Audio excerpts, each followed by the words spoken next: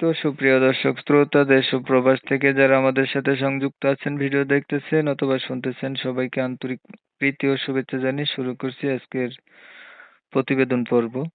বন্ধুরা, আমি কথা বলছিলাম একটি সুইট আপুর সাথে।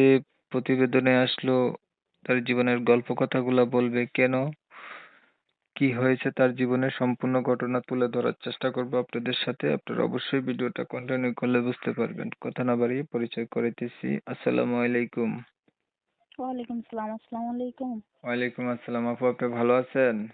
জি ভাই, আমি ভালো আছি। আপনি ভালো আছেন?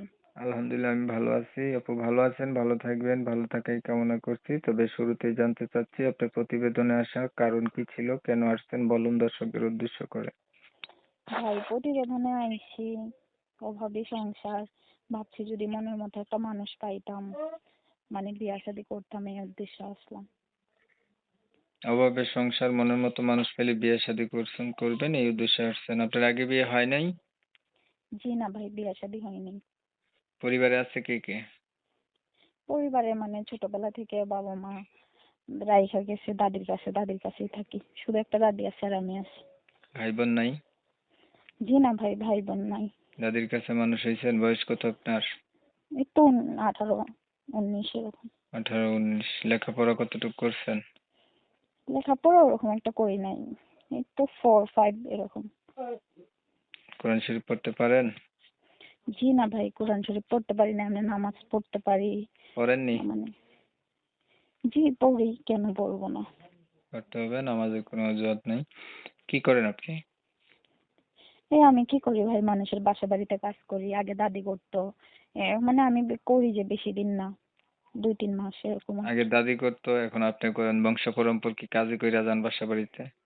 ভাই সেইটা না, যার একটা বড় ভাই নাই, বাবা নাই, সে বুঝে কষ্ট। আপনি কি বুঝবেন নাকি?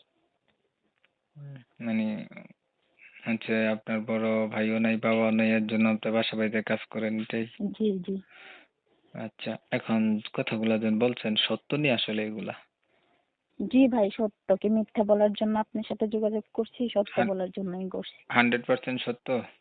একদম 100% সত্য। কখনো যদি টেকিং এর জন্য বা হচ্ছে এটা সত্যতা যাচাই করার জন্য আপনার ওইখানে আমার আসতে হয়, বুঝেন কিন্তু অবশ্যই, পাবো?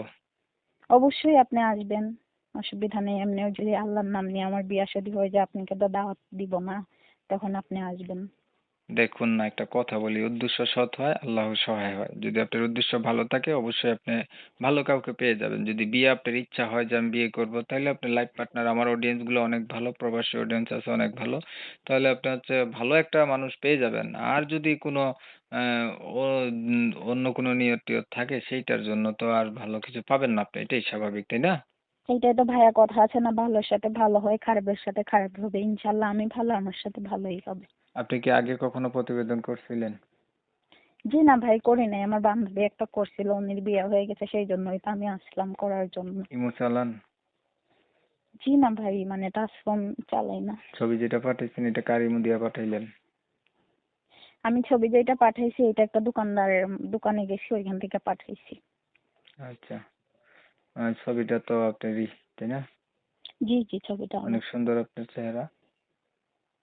তো তাই ভাই? আসলে আপনার নাম এবং ঠিকানাটা আমি কিন্তু নিতে পারতেছি না, কমিউনিটি গাইডলাইন, ইউটিউবের নতুন আপডেট নিয়ম কানুন। তো আপনি হচ্ছে দয়া করে রিকোয়েস্ট করে সত্য কথাগুলা বলবেন। অডিয়েন্সরা ফোন দিলে আপনি যেখানে থাকেন বা যেখানে ঠিকানা ওইটা বলবেন, যেই নামটা সেই নামটাই বলবেন। কথা বুঝছেন? কেননা দর্শকরা আমাদের আচ্ছা কাছে জি। কমেন্ট করে যে ভাই উল্টাপাল্টা নাম বলে।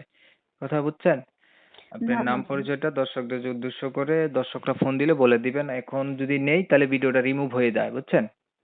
আচ্ছা ভাই, অসুবিধা নেই। আর একটা কিছু নামই বলবেন? বলবো, যে এটা নাম। জি না ভাই, আর কিছু ভালো বলবো না। থাকবেন আপনি। দর্শক শ্রোতা, এই আচ্ছা আপুর জি। কথা তুলে ধরার চেষ্টা করছি, শুনছেন, শুনে যাদের কাছে ভালো লাগছে চাইলে আপুর সাথে যোগাযোগ করতে পারেন। ভিডিও ভালো লাগলে লাইক দিয়ে রাখতে পারেন। আর আপনাদের মতামতগুলো কমেন্টে জানিয়ে দিতে পারেন। চ্যানেল ভালো লাগলে সাবস্ক্রাইব করে রাখবেন। অনেক সময় নিয়ে ভিডিও দেখছেন, ধন্যবাদ সবাইকে। সবাই ভালো থাকবেন, সুস্থ থাকবেন, আল্লাহ হাফেজ।